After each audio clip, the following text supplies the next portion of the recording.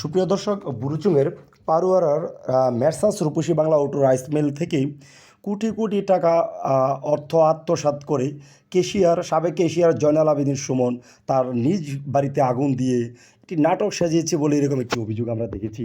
আমরা এখন সরাসরি বিস্তারিত শুনবো। দেখুন। আসসালামাইকুম, আমি সার্জেন্ট মোহাম্মদ আবুল হাসেন, অবসর। তো আপনারা যে ব্যবস্থা দিয়ে আসছেন, আসলে ব্যাপারটা কিন্তু এরকম না যে ঘর বাড়িটা আমরা পুরানো হয়েছে। এই সুমন, সে আমার ভাতিজা, সেই মেলের আপনার ক্যাশিয়ার ছিল।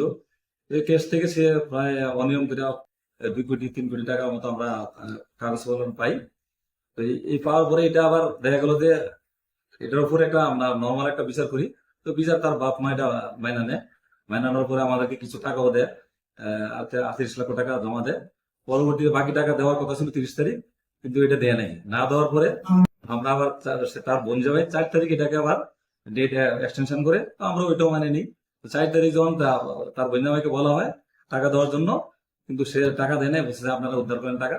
তারপরে ইতিমধ্যে আরো কিছু ব্যাংকের অনেক টাকার তথ্য আমরা পাই। পাওয়ার পরে এই তথ্যকে উদ্ধার করার জন্য আমরা তার বাবার কাছে যাই এবং তাকে, তার যে এখানে থাকে তার কাছে তাকে উদ্ধার করার জন্য এবং ব্যাংকে নিয়ে যাওয়ার জন্য আমরা তাকে আনার জন্য যাই। যাওয়ার পরে কিছু হয় নাই, কিন্তু তারা কি করছে, আমরা যখন ব্যাক করে চলে আসি, পরবর্তীতে তারা তাদের তার বাসার মধ্যে ক্যামেরা, তারপর অন্যান্য জিনিস ভাঙ্গা লাস্টে আমাদের উপর 999 ফোন করে।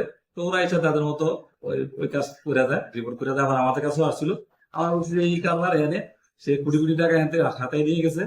তো এটা যখন বিচার করছি, বিচারে তারা মাইনে গেছে। এখন কিন্তু যখন টাকা চাইছি, তারা টাকা দিতে অক্ষম এবং তাদেরকে এই টাকা না দেওয়ার জন্য এই পলিসি করে তারা এই কার্যক্রম গুলা করতেছে। এবং আমরা জানি না কে বা কারা ঘর ঘুরেছে।